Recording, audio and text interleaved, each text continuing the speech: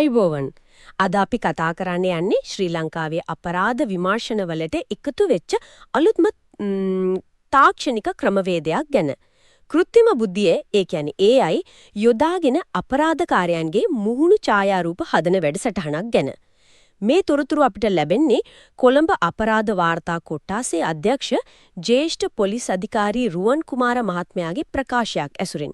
අපි බලමු මේක කොහොමද වෙන්නේ, මොනවද ප්‍රතිඵල කියලා ටිකක් ගැඹුරින් කතා කරමු. හරි.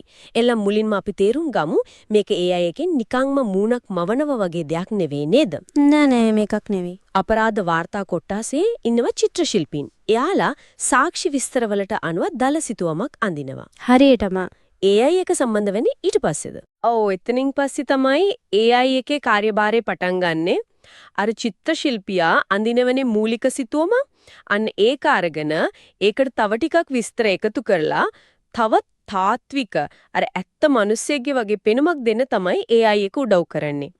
වැදගත්ම දේ තමයි අර ඇසින්දුටු කෙනෙක්ගේ මතකයේ තියෙන රූපයයි ඇත්ත මිනිස්සෙක්ගේ මුහුණයි අතර තියෙන පරතර අඩු කරන එක. ඒ කියන්නේ අර මතකෙන් අඳිනකොට වෙන අඩුපාඩු වගේ දේවල් AI එකෙන් හරි ගස්සනවා වගේ දෙයක්. ඔව්, සරලව කිව්වොත් ඒ වගේ දෙයක්. කොහොමද ඒක වෙන්නේ? මේ AI පද්ධති තියෙන්නේ ඒවා පුහුණු කරලා තියෙන මුහුණු දත්ත ගබඩා. ඒ කියන්නේ facial databases විශාල ප්‍රමාණයක් විශ්ලේෂණය කරලා චිත්‍රශිල්පියා දෙනවනේ මූලික ලක්ෂණ, හිතන්නකෝ නහේ හැඩය, ඇස් තියෙන විදිහ වගේ දේවල්. AI එක කරන්නේ අන්නේ ලක්ෂණ වලට ගැළපෙන වඩාත්ම ස්වාභාවික පෙනුමක් තියෙන මුහුණු ලක්ෂණ තමන්ගේ අර දත්ත ගබඩාවෙන් හොයලා එකතු කරනවා.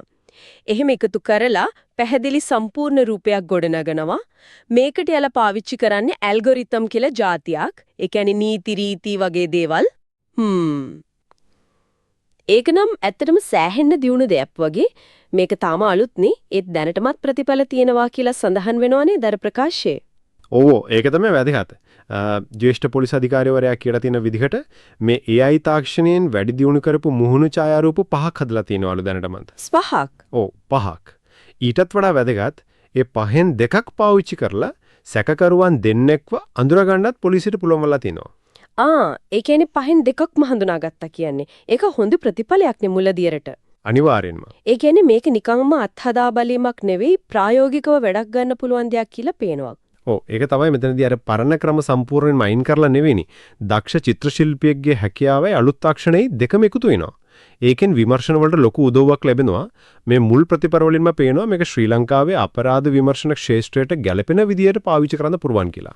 එතකොට සාරාංශයක් විදියට ගත්තොත් මේ මිනිස් හැකියාවන්, ඒ කියන්නේ අර චිත්‍රශිල්පියාගේ දක්ෂතාවය සහ AI තාක්ෂණය කියන දෙක එකතු කරලා අපරාධකරුවන් අඳුරගන්න එක දැන් තවත් කාර්යක්ෂම, තවත් නිවැරදි කරන්න පුනම් වෙලා තිනෝ.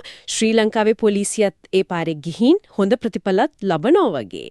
ඔව්, ඒක තමයි පේන්න තියෙන්නේ. හැබැයි ඉතින් මේකෙන් තව පොඩි දෙයක් මතුවෙනවා හිතන්න. මොකක්ද? දැන් මේ අපි කතා කළේ මුහුණු හඳුනා ගැනීම ගැන විතරනේ. කෘත්‍රිම බුද්ධිය කියන්නේ ඊට වඩා ගොඩක් පුළුල් දෙයක්. මේ මුහුණු හඳුනා ගැනීමේ සාර්ථකත්වයත් එක්ක බලනකොට ඉස්සරහට අනාගතයේදී අපරාධ විමර්ශන වල වෙනත් අංශ තියෙනවානේ. සමහර වෙලාවට අපරාධ සිදුවෙන රටා විශ්ලේෂණය කරන්න. එහෙම නැත්නම් තැන තැන විසිරිලා තියෙන සාක්ෂි ගොඩක් අතර සම්බන්ධයක් හොයන්න. එහෙම නැත්නම් යම් දේවල් වෙන්න කලින් ඉගෙන ඉංගියක් දෙන්න.